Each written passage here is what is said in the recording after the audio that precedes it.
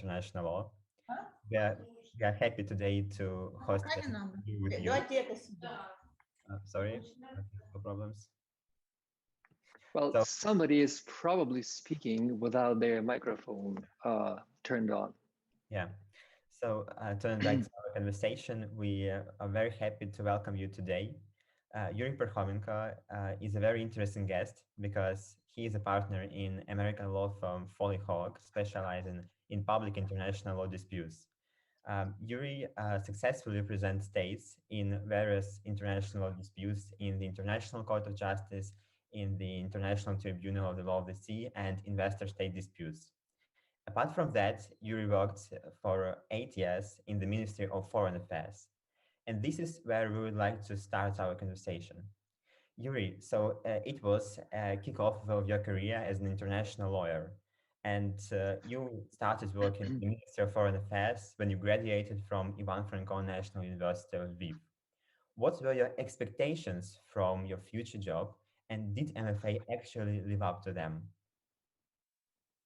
Well, Eric, thank you. And again, thank you all for joining it today. It's really pleasant to appear before you, and I was really excited to have inquiry from Eric and having an opportunity to share with all of you the experience I have had so that you could decide for yourself what from this experience you could take for yourself in developing your future career in public international law. So as Eric mentioned, my public international law career did indeed start at the Ministry of Foreign Affairs of Ukraine. And I was really fortunate to start my work at the what we have all thought to be one of the leading department at the Ministry of Foreign Affairs, which was the Department of International Law. And since day one, I had to work on really various issues dealing with the law of international treaties, the law of delimitation of land boundaries, the law of delimitation of maritime boundaries, the issues with respect to the assertion and defense of state immunities, foreign sovereign immunities before domestic courts, before international courts. And essentially all those matters which were practiced in a really real situation where there were actual disputes among states, and you had to develop legal theories, analyze facts, and come up with a position that Ukraine would take in its negotiations with its counterparties was really important in, first of all, developing your substantive knowledge of public international law and developing your practical skills as a lawyer and as a diplomat in dealing with those issues. So, of course, the expectations when you join the Ministry of Foreign Affairs, and I'm sure many of you will be joining it, it was full of idealism because, especially at that time, I was coming from my graduation from Lund University with a very good, strong LLM program in human rights and humanitarian law. That was, and actually, that was the time when all these issues were dominating the debate, and well, they continue to dominate the debate in international arena. And of course, your expectation was that you would be able to contribute to this process. You would be able to use law to speak to power, because public international law is an equalizer among states. No matter how one state might be strong in terms of nuclear power, another state which may not have nuclear power can still speak law to that nation and try to resolve all these issues before international courts and tribunals, like, for example, we did with respect to Philippines versus China, and to secure amicable solution of the dispute. So idealism met practical reality, and that practical reality further developed legal skills and other skills that are still helping me to to fulfill all those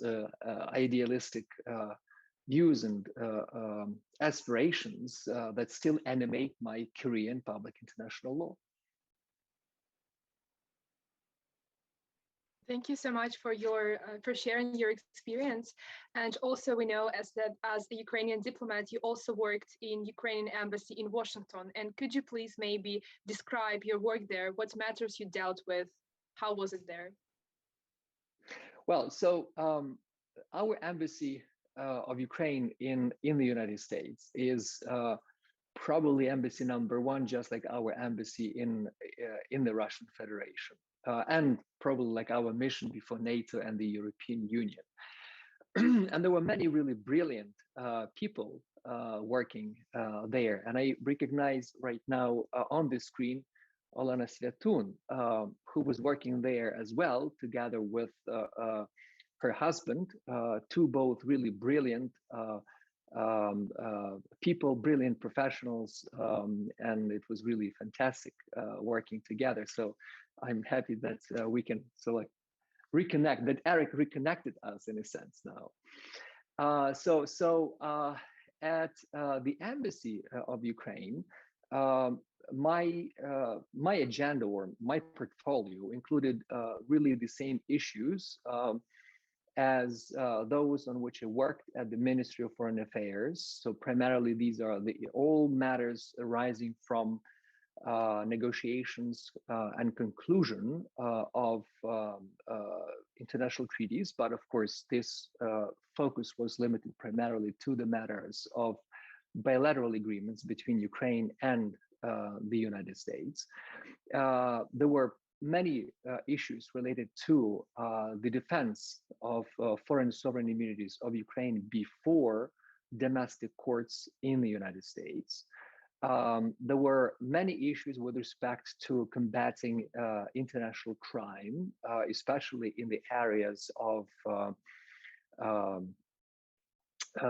criminal laundering of criminal proceeds. We had to work very closely with, essentially I was like a liaison between the Office of General Prosecutor on these issues and the Ministry of Justice of the United States. We worked together to trace down all criminal proceeds of some individuals in Ukraine, including high-profile politicians, and then trace them, come up with formulas that could be used in bilateral, sometimes trilateral agreements in order to recover those proceeds and share them among the nations. So that was another like big part of work, criminal cooperation between the two nations in the criminal field. And of course, when you work closely on all these matters, which give you an opportunity to meet many really incredible people, whether purely diplomats or purely lawyers, or diplomats practicing law or lawyers practicing diplomacy. So of course, this is a very enriching experience, and many of those individuals really inspire you to think more about your future career, about your the place where you would like to develop your skills. And for example, when I met with many prominent legal practitioners, professors of public international law practicing before the International Court of Justice, and some of the lawyers who were former practitioners, who were former officials of the Department of State. They have the Office of the Legal Advisor, which has really many brilliant lawyers, most of whom are ending up normally as lawyers, public international law lawyers in prominent US law firms. So of course, the life and the practice of those individuals inspired me to look beyond purely the diplomatic service and start thinking about practicing public international law, and in a sense, being not just a legal advisor to one government, as it is in the case, for example, with Ukraine, but working as a legal advisor to many other governments. And that's what I've been doing since then. Have been worked with like nearly 50 governments all over the world. Your account of the stay in Washington is really inspiring. And as you mentioned, this embassy is one of the prominent embassies of our Ministry of Foreign Affairs. Could you please elaborate on the internal procedure of selection for this position? Was your career track as an international lawyer helpful to get to DC? Well, so every different person has his or her own unique way to get to this or that place, and I'm sure that you would hear different stories. In my case, how it happened is very simple. At the time, I was a person without any connections, political connections, economic connections, whatever. I had to rely just on myself, because there was no one who could say, well, pick up a receiver and say, well, we need this guy to be accepted there. So what happened is that when I was at the Ministry of Foreign Affairs, I was working, a huge project that I was working on concerned the infringement of copyrights by some Ukrainian entities. And of course, that was a big issue between Ukraine and the United States.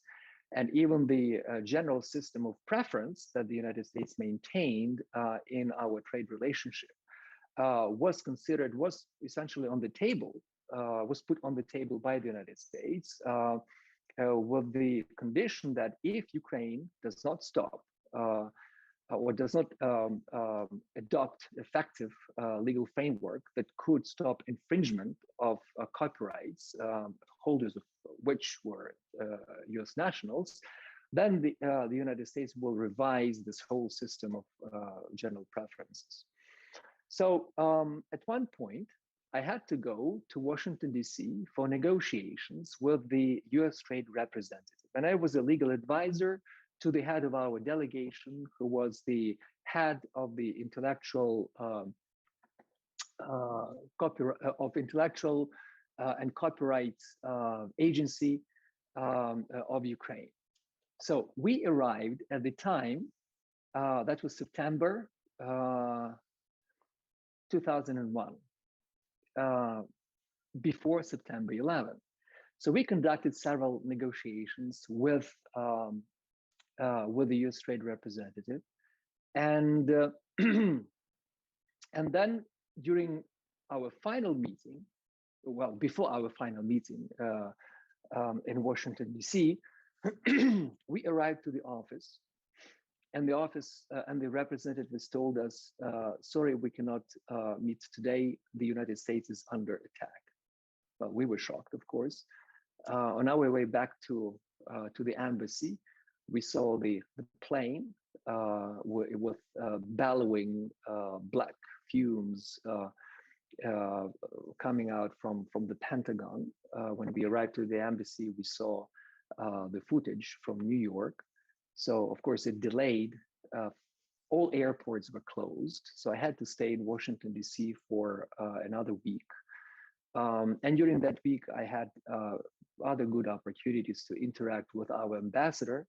At that time, it was Konstantin Hryshchenko, a really incredible, smart person. And then he told me directly, saying, Yuri, I liked how you worked during the negotiations. There might be an opening at my embassy.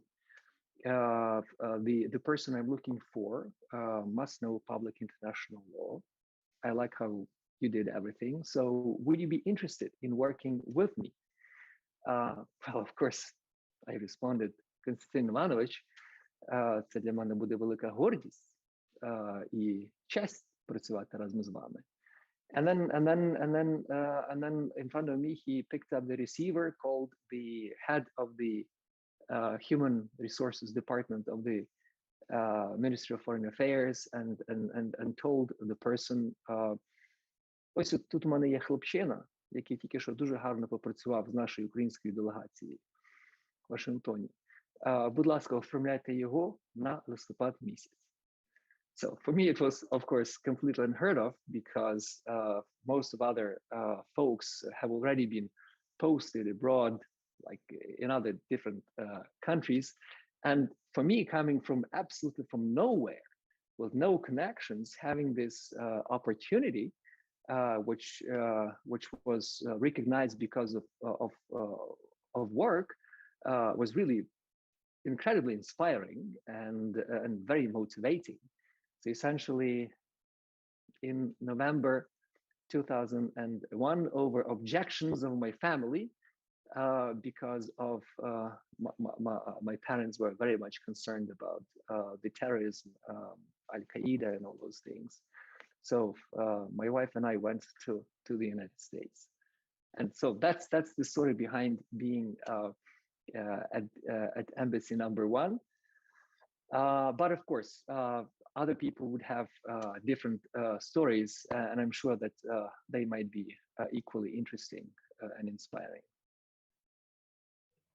Yuri, this is really a very, very inspiring story. Thank you so much for sharing. Was it difficult for you to stay in Washington in terms of being very far from your family, from Ukraine for the first time, probably?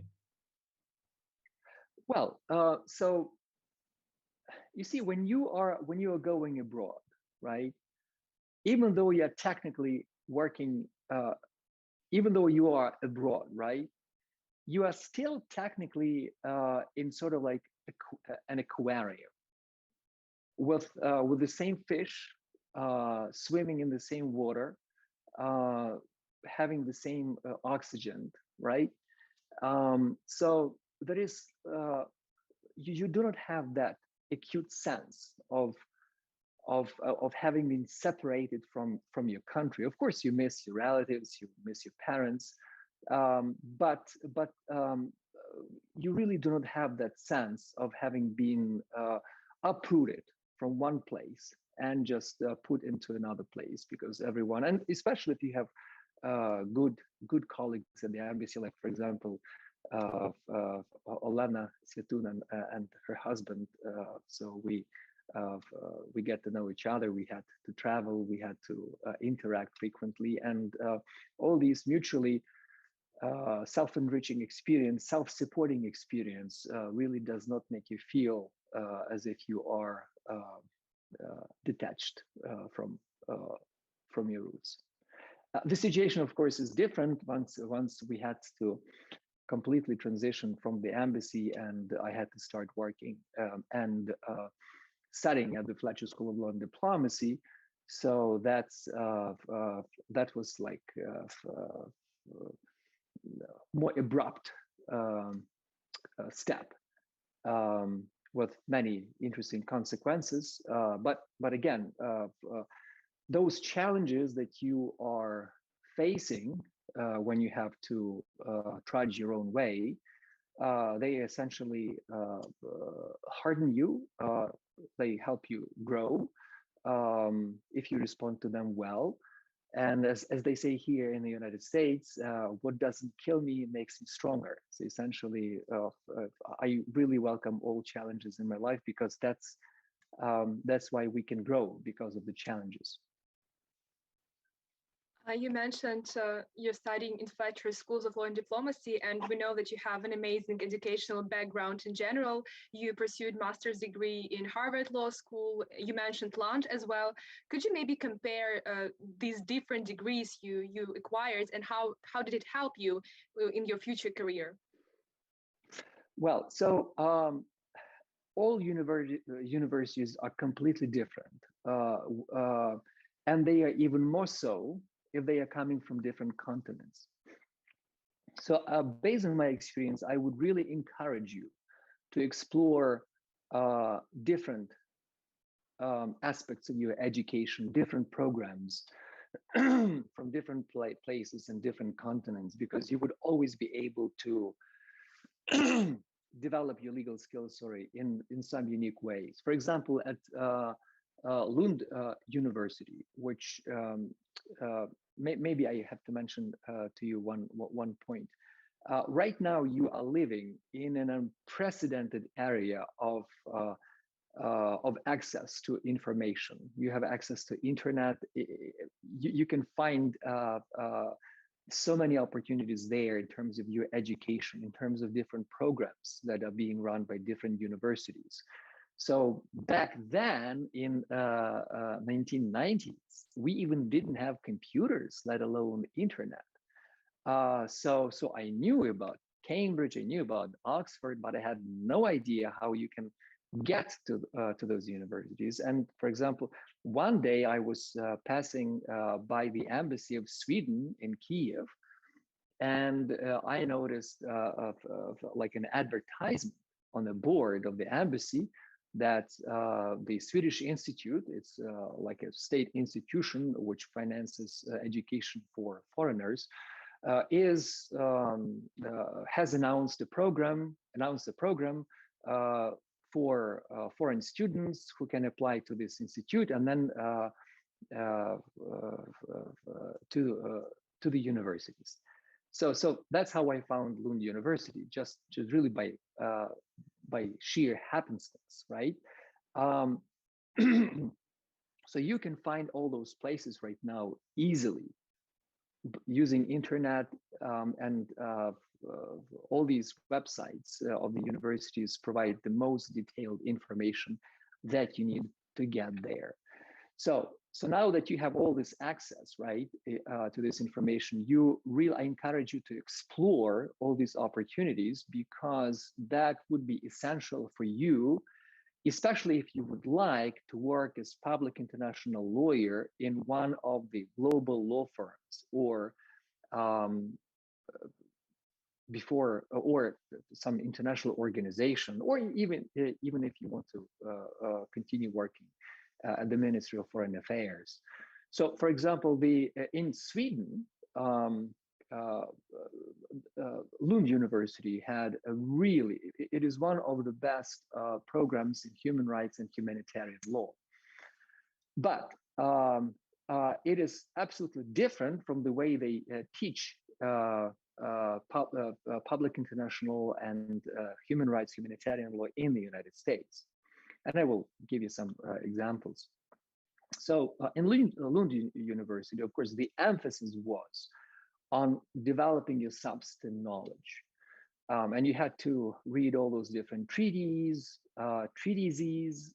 You had to write many research papers. So the emphasis is on developing your legal research skills through developing your substantive skills in different areas of public international law that were of interest to you.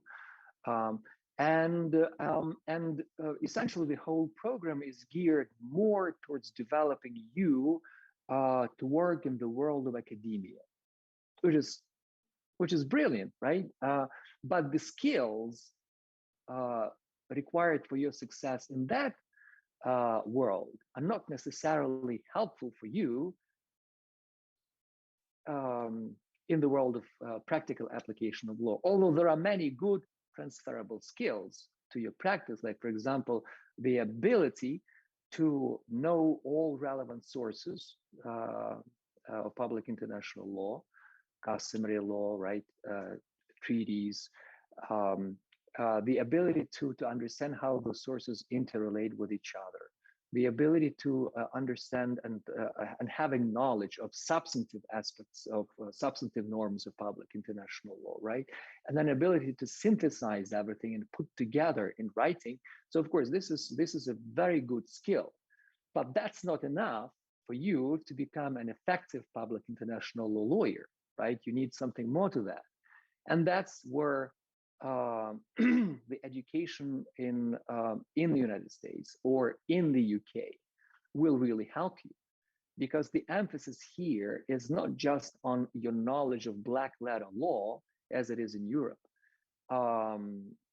it is more on taking step further and developing legal skills that would enable you to apply your knowledge of black letter law very effectively.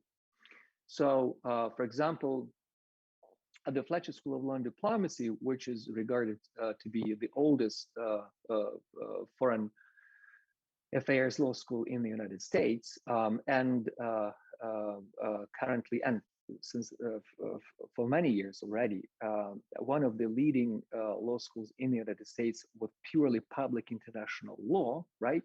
So the angle of education is towards developing your practical legal skills, like legal writing, which is completely different from simply writing a paper.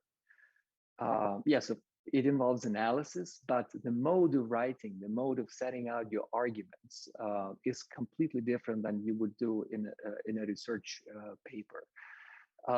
It also makes a lot of emphasis on oral presentation of your arguments.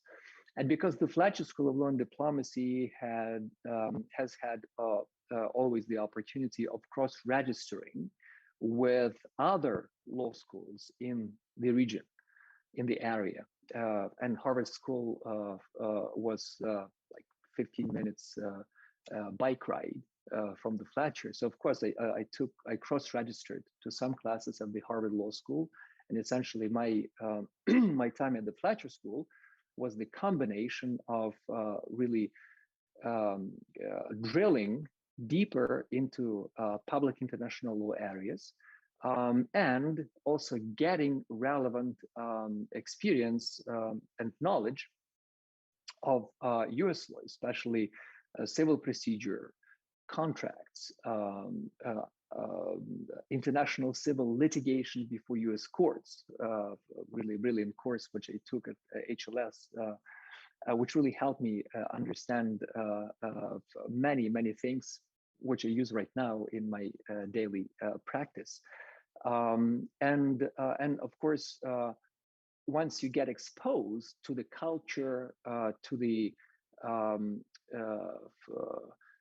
experience that another good school like Harvard Law School gives you, right? You become attracted to that. And that's why I went further to Harvard Law School, especially because there was another practical consideration.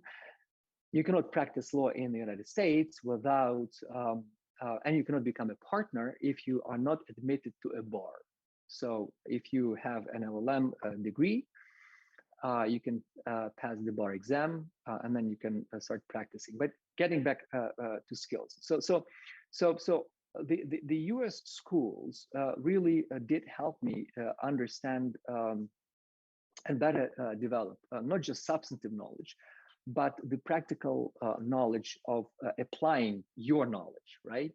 For instance, during my mid-semester exam in international civil litigation, a professor told me, after reading my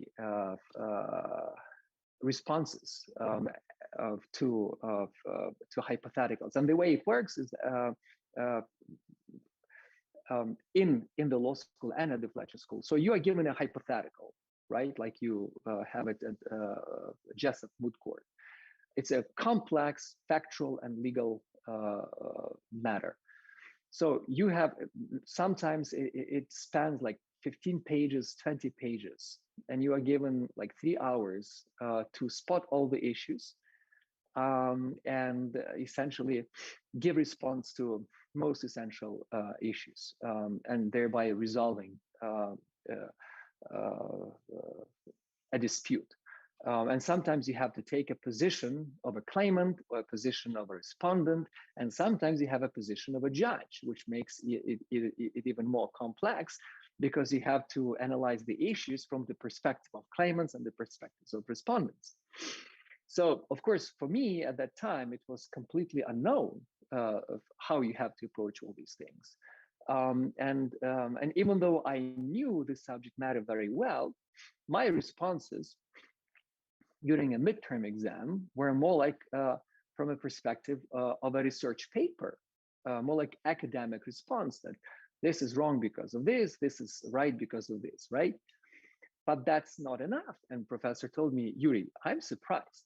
In the class discussions, you know all these issues, you apply them very well, but in your writing, you didn't do the way I had expected that you would do. Well, and I then asked him, Professor Burbank, I would be very happy to hear your feedback and coaching with respect to what and how I should improve my legal writing. And then he said, well, perhaps you have not yet been exposed to all the elements of the legal writing as they teach in the in US law schools. So let me give you like the summary of key points. And of course, I noted everything down, how you should do that. And that's when I learned for the first time about the so-called Iraq. It's not a country in the Middle East. It's simply an acronym for issue, rule, analysis, and conclusion. So, and essentially, this is the methodology that you have really to ingrain in your mind, and then you are applying it, of course, with some elements of art. It is not as trite, it is not as mechanic as it might sound. It still involves an element of art, but the basics is really, basics can be reduced to this proposition that you have first, identify the issue. And of course, you have to be very careful of how to identify the issue from those complex facts and complex rules that could simultaneously apply to the same facts. So identify the issue, then identify the rule and articulate the rule clearly. And then the key element is, of course, analysis. You really have to go, not just state the treaty can be terminated in the circumstances like this, and then you say, well, the termination was correct because of that. So you really have to go break down the rule to its components, and then analyze each component with respect to each factual element in the fact pattern situation that you are given. And this is a really painstaking process. It really forces you to analyze all those different facts. Sometimes facts may not be clear, sometimes they may be ambiguous. That's why we lawyers have an opportunity to really develop and spin arguments the way we think would best advance the interests of our clients and also the interests of justice. We do not mischaracterize things. We do things to advance the interests of the clients, and of course, to the extent this promotes justice. So the education at these schools in the United States really helped me develop the necessary legal writing skills that ultimately made me a good advocate in terms of preparing written pleadings, because they constitute 80% of our work, written pleadings. And the art of written advocacy is really highly valued here in the United States. Sometimes when I review legal briefs prepared by our European counterparts, there's a lot of sloppiness in writing. The languages are not, the sentences are not as tight to each other. The analysis is not as robust. And again, I'm not saying that that they are bad lawyers. It just reflects the different legal writing tradition, because the European universities really do not make that emphasis on legal writing as American universities. So if you are dreaming the life of a public international lawyer or a lawyer working in the United States, or in Europe, but if you want to be an effective lawyer, you really have to develop your legal writing skills. And one way to do that is by pursuing education in the United States. You're talking about practical skills that you mentioned. In Ukraine now, moot courts are becoming increasingly popular because they allow to get exposed to this Iraq structure that you mentioned and these writing skills. Are they as well popular in the United States? Actually, what you told us is that classes already incorporate various elements of practical skills exercise, kind of moot course probably. And do you value moot courts being on the curriculum vitae of potential candidate applicants for Foley Hoag? Oh, absolutely. And not just Foley Hoag, any law firm practicing public international law would really favorably look at your mentioning Jessup Court on your resume. And of course,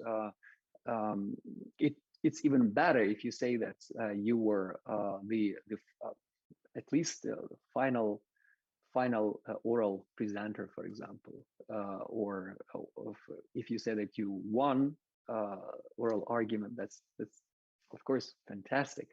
But of course, the law firms will look very favorably at this achievement because they understand that the Jessup moot court is simulating the circumstances of you acting as a lawyer before an international court and tribunal. And the presumption is that if you achieved a very good result in the context of Jessup moot court, you already have some solid foundation from which the rest of the building can be erected as you continue your work at a law firm. So I really encourage all of you to look for opportunities to participate in any moot courts. Well, there's Jessup moot court. There are also many other moot courts in investment arbitration, commercial arbitration. Some of them are being run in different countries. I've recently heard about one moot court in commercial arbitration run by some institution in Frankfurt. So just explore all those opportunities, not only for the sake of your, not just for development of your legal skills, but also for seeking out opportunities to come across with people from whom you could learn, from whom you could develop your skills, and also learning people who could potentially be a stepping stone in your career, because those individuals might be partners at a law firm to which you would be applying one day. Like, for example, when I was at HLS, so we had many visiting professors, very prominent practitioners in public international law or investment arbitration. And I was very active during the classes, raising hands, making comments, raising questions. And then when I was applying for one law firm, so the partner who taught my class invited me immediately for an interview, saying, "Oh, Yuri, I remember you."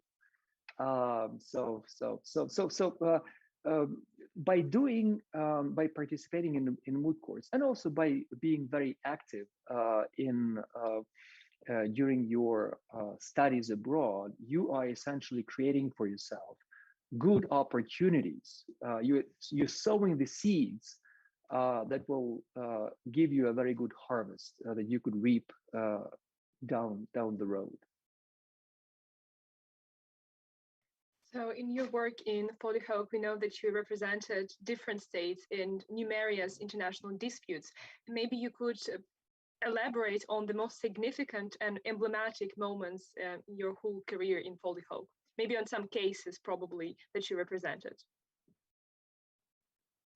Well, to be honest with you, it's really difficult to single out any particular case because all of them are very dear to you. But I would like to emphasize one point, that what makes me feel that it's not it's not work, like you are going from to an office from 9 to 5, for example, right? The line of work and the issues that I have to deal with, they really connect so much to my vision with respect to my role and my aspirations, that I wake up every morning with full of expectations, full of aspirations, full of excitement that the new day will bring new interesting challenges, and that those challenges will be related to the matters of justice. And as you can see, most of the cases in which, well, all of the cases in which I have worked, the thread line connecting all of them is the rule of law, upholding the rule of law, is speaking law to power, is to using in public international law as an equalizer among nations to help them resolve their disputes in an amicable manner before courts and tribunals. And that's what really animates every day of my work, because I know that together with my colleagues, we are contributing to something more, something larger than our lives, something that could be lasting. And when you have this sense of mission, when you have this sense of being connected to something that goes beyond your life, it really gives you more energy, more strength. Like, for example, I would never forget our really hard work on PMI versus Uruguay. That was a really important case, not just for Uruguay, but for the whole region, and potentially for other countries in Africa and Asia, because at that time, Philip Morris International had lost all its battles before courts of the United States, Switzerland, Germany, the United Kingdom, with respect to their deceptive advertisement practices, which were developed by PMI in order to ensure that they would have constantly new customers, because tobacco is the only product which kills if it is used for exactly the purpose it is advertised. So, having depleted their customer base in developed countries because of the awakened consciousness, because of health programs in developed countries, so PMI decided to expand its market in developing countries, which had laxer regulations, and they really developed deceptive practices. The pleadings are available online. You can look what they did. It's really despicable. So essentially, what they wanted to do is to use this first case against Uruguay, the only country at the time which adopted really rigorous regulations to counteract deceptive practices of PMI, right? So PMI wanted to make this like a reprisal case to show an example to all other nations thinking about developing same regulations, that they shouldn't do that because they will be sued before international courts and tribunals under investment treaties. So essentially, for PMI, this case was really important to threaten the nations in South and Latin America, in Africa, in South Asia, to threaten them not to adopt all these measures. And in parallel, they were conducting other heinous things. with respect to children, like making sure that kids start smoking in those countries. So for Uruguay and for us, it was important to really prevent this from happening and to really stop PMI, not just from suing Uruguay, but also from creating this unfavorable precedent that they could use against other countries. So essentially, and also think about this: the budget of Uruguay, the annual budget of Uruguay, is about 63 billion dollars. The budget of the revenues of PMI were at that time about $90 billion. So just think about this. It's the battle between David and Goliath. And that's every single battle in my cases. We are always on the side of David against Goliath. And here we were able to slay the Goliath by relying on the concept of police powers, and also by showing to the tribunal that all these measures were not arbitrary, they were reasonable, they were connected to an overarching public policy objective of protecting public health against deceptive advertisement practices. We also managed to obtain good support from world international organizations and institutions specializing in regulation of tobacco products. We had good amicus curiae briefs, which we developed together with those entities and presented to the court. So that was really an incredible battle with really incredible result. And that was the first case in my life that I appeared before the tribunal to argue the issues of police power and the issues of non-expropriation and the issues of not violating the standards of fair and equitable treatment and unreasonable impairment. And of course, I was extremely excited about the results. Yeah, Yuri, thank you for elaborating on this case because we were particularly interested in it. We have come across it in our academic and also in moot courts, in internship. So it's really interesting to hear your handing insights into this case because you actually worked for it. And also, could you please tell us how it is to plead orally before a tribunal? You mentioned that it was your first case. Did you prepare somehow in a special way for it? Well, so oral pleadings are really different. They differ depending on where you are pleading, whether it's before US courts, investment tribunals, or before the ICJ. But there is one theme in common there. You have to be exceptionally prepared for the oral hearings, which means that you really must know all facts coldly. You must know all precedents by heart, with all those different shades of gray that might arise from their application because of different factual patterns. So, for example, in the context of PMI Uruguay, the members of the tribunal really grilled me for 1 hour and 15 minutes. So my presentation before the court was initially scheduled for 1 hour.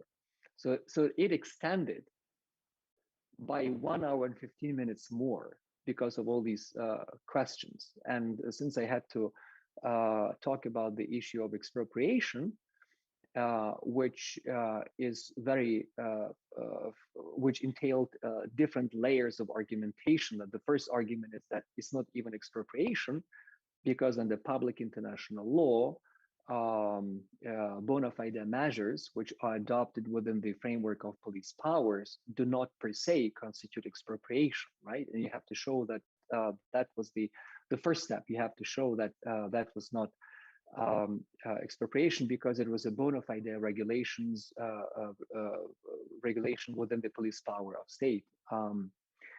Then you make an even if quod non argument, right? Even if it were expropriation, there is still no expropriation here for the following reasons. There is no showing of substantive destruction of the value of investment, because as facts showed, the revenues of the company, even after all those measures, did not decrease. In fact, there were some years where the revenues were increasing. So there is no substantive deprivation of value. But of course, the case also raised very delicate and intricate questions of partial expropriation. For example, the regulations targeted several types of brands, like Marlboro Blue, Marlboro Gold, Marlboro Red, right? And because out of those lines of products, some lines disappeared, right? Not disappeared, but PMI decided not to then advertise them and produce them in Uruguay. The question was it a partial expropriation, a case of partial expropriation? And my argument was that it was not, because you have to look at all this issue from an overarching perspective, that it's just like looking at a road. If a state expropriates a road completely, well, that would be an expropriation. But if there is a prohibition with respect to using one lane on that road, that's not an expropriation or partial expropriation, because a beneficiary can still use other parts of the road and generate revenues on its investment. So and that was a very intricate debate that also covered the elements of unreasonable impairment. Questions are coming both from our appointed arbitrator, from claimant's appointed arbitrator, from the president of the tribunal. So you really have to be very well prepared to answer all those questions. And the only way to do that is that you really have to know all your case law, because you have to, on the spot, give the reasons that this case is not applicable for the following reasons, or the situation here is different than in that case because here we have this, that case has that. These are not analogous things. So know everything by heart, your facts, your law. And then with respect to delivery of your argument, it would also be really, it will depend on the place where you deliver your presentation. So for instance, I love pleading before US courts and investment tribunals, because you have this opportunity of interaction. Before the US courts, you are forced to constantly interact with the judge, because judges, you cannot even say your own word from your presentation sometimes, because the judge would immediately jump on you and starts pursuing his or her questions. So essentially, it's like your constant interaction with the judge. In investment arbitration, you still have an opportunity to deliver the arguments that you have prepared, but you should expect to start interacting with judges at some points. Sometimes when I want to, for example, sound out the room and feel what arbitrators think about the theory of the case, I would formulate my points in a way that could elicit questions from them, so that I could, for example, if they respond to this element in my presentation, it means that they're interested in it, and it means that they require some further clarification. And it gives me an opportunity to clarify all these points to an arbitrator, and therefore convince an arbitrator with respect to this or that issue. So I love this aspect of investment arbitration. Before the ICJ, the situation is very solemn. It's very ritualistic, because essentially, since you are representing states always on grave matters of public international law, the room for ad-libbing and improvising is of course very limited, because you have to prepare your argument completely well in advance. The agent of the state will read the argument to make sure that everything is consistent with different geopolitical considerations. And then all you have to do before the ICJ is simply read out your argument. Judges will not be asking you questions directly.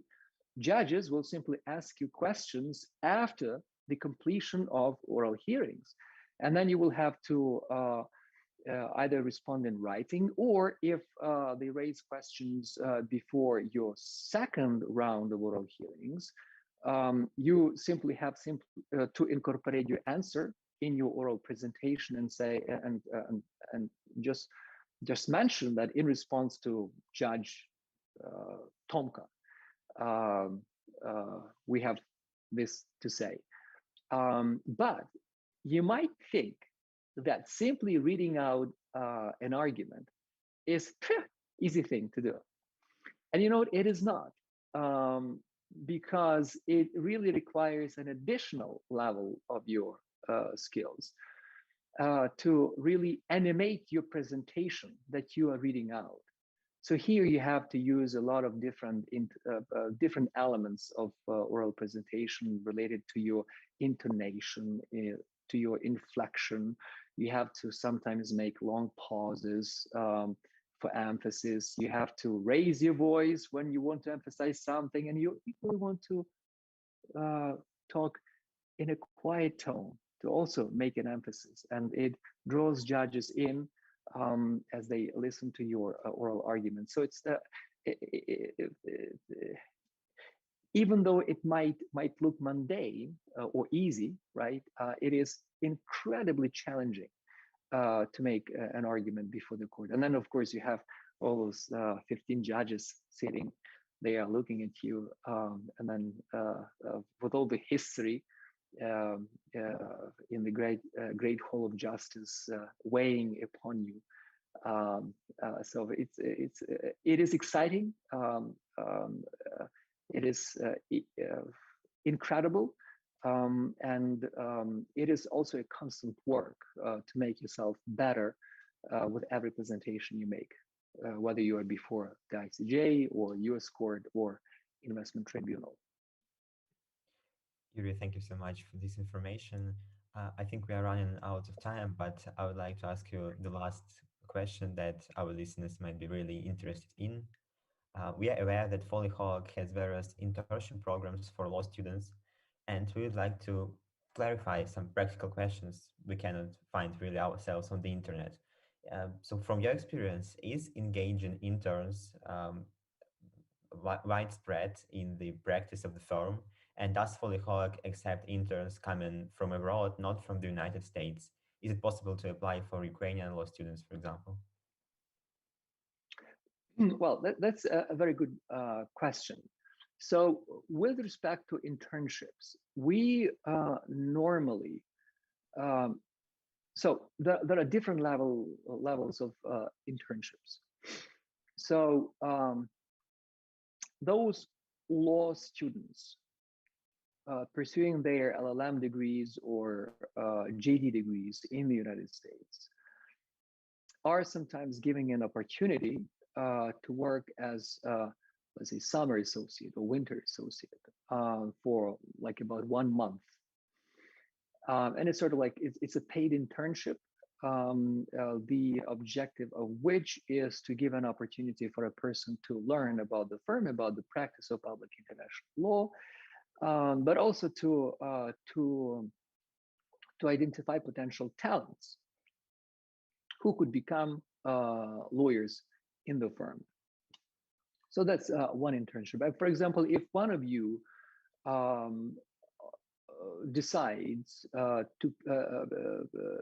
pursue an LLM degree in the United States or GD degree in the United States, so that could be a good option to learn about the PIL practice and also to showcase yourself. Because if you can prove yourself during this period, then you could become part of the group from which the selection process will be happening. Now, there is another internship program that we have, and it concerns primarily inviting officials from the ministries of our clients with whom we work. For example, right now, my client Japan, I work on many really high-profile cases. Some of them are confidential. So I am supervising several interns from the Ministry of Foreign Affairs of Japan and the Ministry of Trade. And because I have cases in which I represent Japan,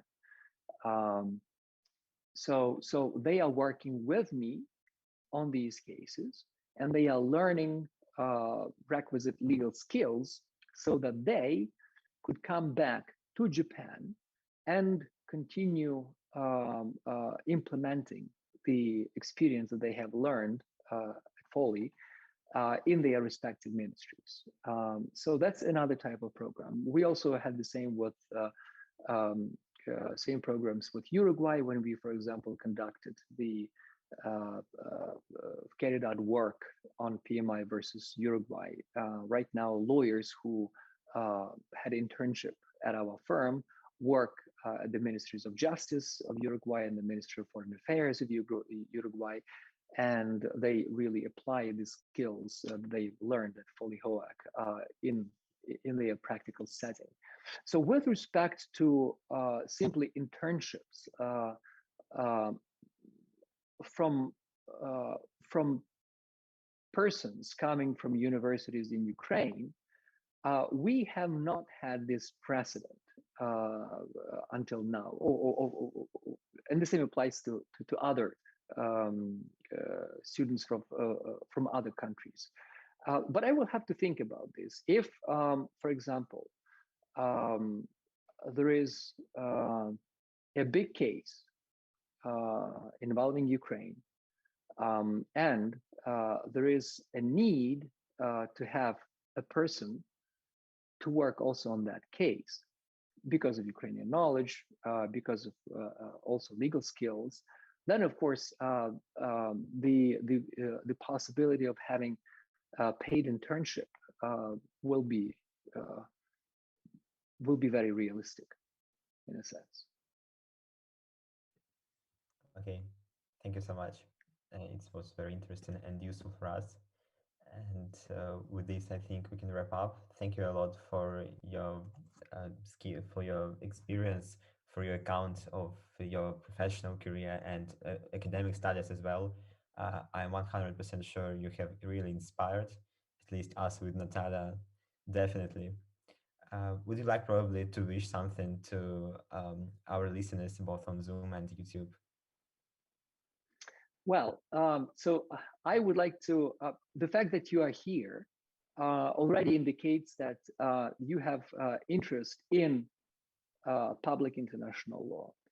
This also means that you are the dreamers, that you are idealists, which is also great because this world really lacks people with idealism, with enthusiasm, also to implement those ideals into life.